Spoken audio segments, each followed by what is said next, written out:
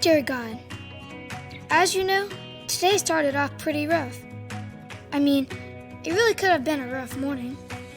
My mom's biggest fear came true. The power went out and my parents both overslept. So we were running late for Easter service. Mom calls the bathroom first so she can get ready.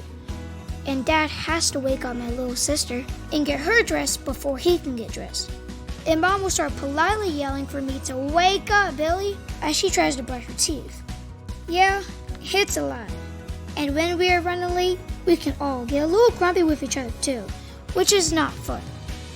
Little did my family know, I was already awake, fully dressed, and ready to go. And I decided to do all I could to keep the grumpiness away. I thought of all the last-minute things we always forget, or can't find when we're in a rush. I grabbed Dad's morning coffee. I found my little sis' favorite stuffed animal, and I located Mom's purse, which somehow gets put in the last place we would look. But you know what was the best part, God? When Mom, Dad, and Sis came out to finish getting ready. The look of peace that came over them, and they saw everything else ready to go. And we made it to church on time. Sometimes moments like that can make us cranky and snap at each other. But with a little effort, I was able to bring a little peace to the fam. God, thank you for Easter, where you decided to make peace with us, even when things seemed out of control. Now, I think I'm gonna take a nap. Nate.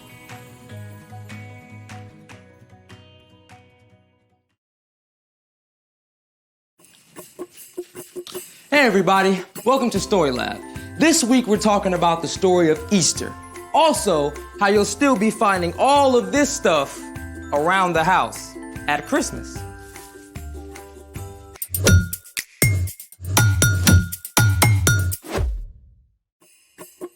Hey, I'm Carter. And I'm Zeke. We're talking about Easter, which is celebrating that Jesus is alive.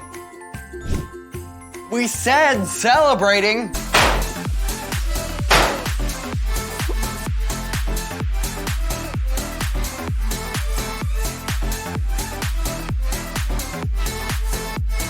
Isn't this supposed to have stuff in it?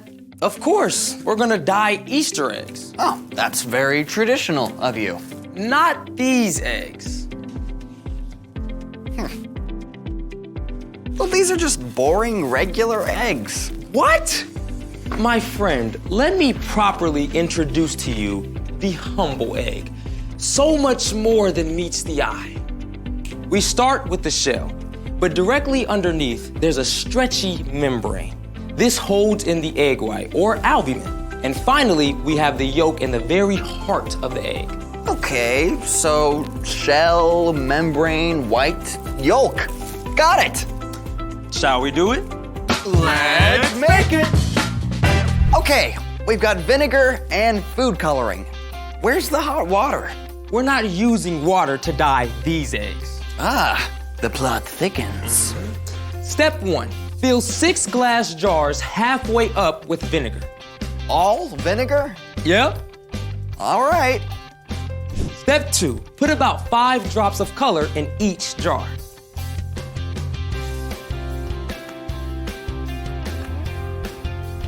Step 3, lower 1 egg into each jar. On it.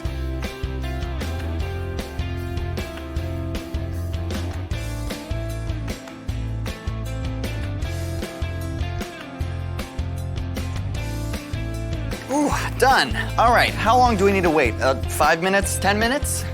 3 days. What? That's how long we have to wait. 3 days? Yep. And speaking of 3 days, it's time for The story before the story. Today we're in Luke, the third book of the New Testament. In the beginning, God created everything.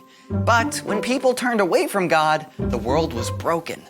God loves us way too much to leave us on our own. So God chose one family, the Israelites, and promised to bless the whole world through them.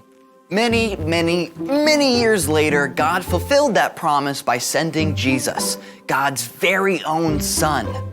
Jesus traveled the land, teaching and healing. He showed perfectly what it means to love God and love others. But the religious leaders were upset. When Jesus entered Jerusalem for Passover week, they made a plan to get rid of him. Which is where our story starts. Take it away.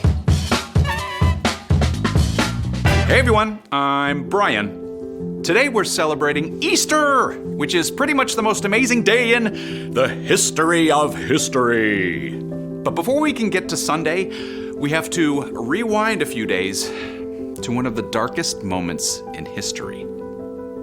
When Jesus entered Jerusalem, the crowds cheered him and gathered early each morning at the temple to hear him preach. But behind the scenes, one of Jesus' own friends, Judas, made a deal with the religious leaders to betray Jesus. On Thursday evening, Jesus celebrated the Passover meal with his friends.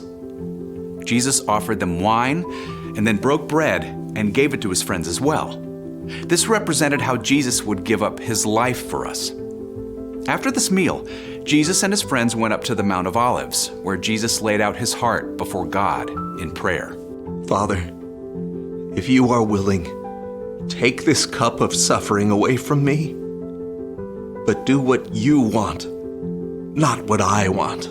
As Jesus finished praying, a group of religious leaders and guards arrived, led by Judas. Now, Jesus could easily have called on angels to stop the men, but instead, he allowed himself to be arrested. Jesus' followers panicked and ran away. Jesus was given a fake trial. On Friday morning, the religious leaders sent Jesus to Pilate, the Roman governor. I have found no basis for your charges against him. But the crowd cried out for Jesus to be killed. And eventually Pilate handed Jesus over to be taken away. Jesus had done nothing wrong, but the soldiers nailed him to a rough wooden cross. At noon, darkness covered the land, and about 3 o'clock, Jesus cried out, Father, into your hands I commit my life. And then Jesus died. The darkness was complete. If Jesus was dead, how could he be the one God sent to rescue us? That evening, several of Jesus' followers took his body and laid it in a garden tomb, a cave cut into the rock. A giant stone was rolled to block the entrance. It seemed like the end. But remember, the promises God made so long ago to bless the whole world, to send a rescuer, God keeps every promise, which means this story was not finished. Through the dark of Friday night and Saturday night, Jesus' friends hid out, afraid that they might be arrested next. Some of the women who followed Jesus wanted to place spices on his body, which was the tradition at that time. But they couldn't do any work on the Sabbath, Saturday, so they waited. And early on Sunday morning, the women gathered their supplies and hurried through the darkened streets to the garden and the tomb. Wait, what about the stone? Maybe we can roll it to the side? If we all work together. I don't know. It's huge. But when the women arrived at the tomb, they discovered something incredible. Look, the stone is gone. Should we go in? Of course. We have to. What the women discovered was unbelievable. He's gone. As they stared in shock, 2 brilliant angels suddenly stood beside them. The women fell down with their faces to the ground. Why do you look for the living among the dead? Jesus is not here. He has risen. Remember how he told you that on the third day he would rise from the dead? As the angels spoke, the women did recall what Jesus had told them. They were filled with joy and raced back to where their friends, including Peter, were staying. He's alive! Jesus is alive! Don't joke about that. But the tomb is empty. We saw angels. They told us. It's not possible. Peter had to see for himself. He ran to the tomb and saw the linen strips, but no angels. He left wondering what on earth had happened. And the situation got even more confusing later that day when two of Jesus' followers reported that they had met Jesus along the road to Emmaus. We told you. What Cleopas says proves it. Maybe someone stole his body to cause trouble. Are you saying we didn't tell you the truth? No, but As they tried to figure out what was going on, Jesus himself appeared in the room with them. what? How? May you have peace. Jesus' friends were surprised and terrified. I mean, some thought Jesus was a ghost. Why are you troubled? Look at my hands and feet. It's really me. Touch me and see. A ghost does not have a body. Jesus showed the places in his hands and feet that were scarred by nails. His friends were excited, but they still had a hard time believing. But how? This is too good to be true. Do you have anything to eat? They gave Jesus some cooked fish and he ate it. Definitely not something a ghost could do.